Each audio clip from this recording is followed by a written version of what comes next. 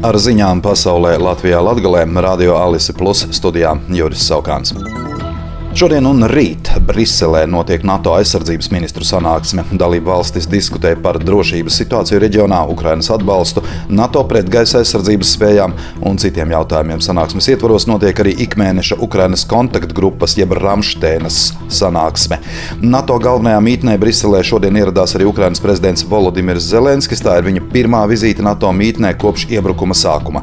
Vācija vakar paziņojusi, ka sūtīs Ukrainai pretgaisa aizsardzības sistēmas, raķetes, tankus un artilērijas munīciju kā daļu no jaunas militārās palīdzības paketes apmēram 1 miljārda eiro vērtībā. Beļģijas aizsardzības ministre paziņojusi, ka no 2025. gada Beļģijas valdība sāks sūtīt Ukrainai iznīcinātājus F-16, neprecizējot konkrētu skaitu. Nīderlande plāno pirmo F-16 partiju nodot Ukrainai 2024. gadā. Kopumā rietumvalstis ir apsolījušas nodrošināt Ukrainu ar aptuveni 50 iznīcinātājiem F-16. Apvienoto Nāciju organizācija ziņo, ka Izraēlas triecienu dēļ vairāk nekā 260 000 cilvēku pametuši savas mājas Gazas joslā. Bombardēšanas kampaņas rezultātā ir iznīcināti vairāk nekā 1000 mājokļu un 560 mājokļi ir tik smagi bojāti, ka nav dzīvošanai derīgi. Izraēlas gaisa spēku uzlidojumos Gazas joslā ir iznīcināta lidmašīnu atklāšanas sistēma, ko izmantoja islāmistu kaujinieku grupējums Hamas. Izraēlas bruņotie spēki saņēmuši pirmo munīcijas sūtījumu no Amerikas Savienotajām valstīm.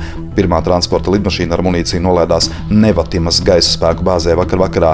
ASV aizsardzības ministrs Lloyds Ostins paziņoja par rīkojumu amerikāņu militāriem kuģiem, to skaitā aviācijas bāzes kuģim un papildus lidmašīnām, tuvināties vidusjūras austrumiem.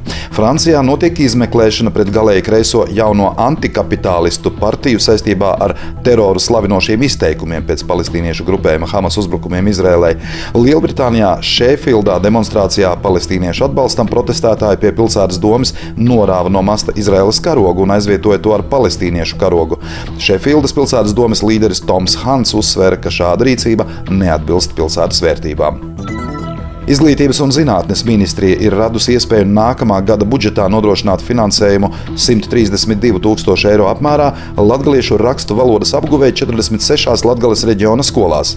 Savukārt lībiešu valodas apguvēja nākamā gada valsts budžetā ieplānoti 100 000 eiro. Jaņem vērā to, ka pēc portāla Livones.net datiem lībiešu valodā labā līmenī spēja sazināties ap 30 cilvēkiem visā pasaulē, bet latgaliešu valoda ir dzimtā valoda apmēram 165 000 cilvēku, tad šāda naudas sadalījuma proporcija, maigi izsakoties, neiztur kritiku. Augšdaugavas novada pašvaldība ziņo, ka augusta vētras nodarīto zaudējumu kompensēšanai no privātpersonām saņemti 740 iesniegumi. Atbalstu līdz šim ir saņēmušas 526 personas par kopējo summu 763 049 eiro. No tiem jau izmaksāti apmēram 600 000 eiro. 214 personas saņēma atteikumus, bet 32 iesniegumi vēl ir apstrādē. Neapsekots līdz šim ir tikai viens privātīpašums, kur saimnieki nevar nodrošināt iespēju tam piekļūt. 28. augustā izsludinātais jaunā Līvānu novada teritorijas plānojuma izstrādes iepirkums 2. oktobrī ir pārtraukts, jo iesniegts bija tikai viens piedāvājums no Siam Metrum, kas piedāvāja izstrādāt novada teritorijas plānojumu par gandrīz 70 000 eiro.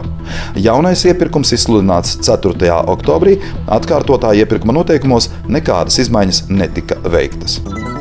Krāslavas novadā šodien Dagdā un rīt Priežmalē atklās kopienas resursu centrus. Tie izveidoti sadarbojoties biedrībai Izglītības iniciatīvu centrs, British Council pārstāvniecībai Latvijā un Krāslavas novada pašvaldībai. Un to labiekārtošanā ir piedalījušies arī vietējie iedzīvotāji. Darbīgās kopienas iniciatīvā Latgalē jau darbojas 8 šāda veida centri, kur iedzīvotāji var plānot un īstenot vietējai kopienai nozīmīgas aktivitātes.